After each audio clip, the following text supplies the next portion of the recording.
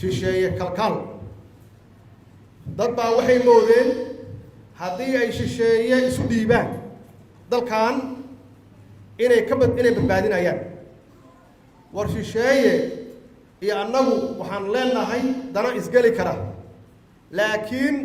uma noqon karno gun uma noqon karno taas ogaada waxaa naga dhaxayn kara ixtiraam waxaa naga dhaxayn kara sharaf waxaa naga dhaxayn kara wada shaqayn laakiin nin ka sarreeya ma jiro cidna u hoos fariisan mayno ama uma daba fariisanayno shisheeye uma daba fariisanayno sidaan dalkan horumarkiisa uga shaqayn lahayn waa wax annaga lagu xiran waa wax Soomaali ay ka go'an tahay si kasta ha noqoto meel kasta hawsha naga gasho waxay ku dhamaanaysaa wax annagu aan leenahay oo aan ka xaajoonno oo dhexdeena aan ka dhamaysano marna isu dhiibi mayno shisheeye taas meel ku qoran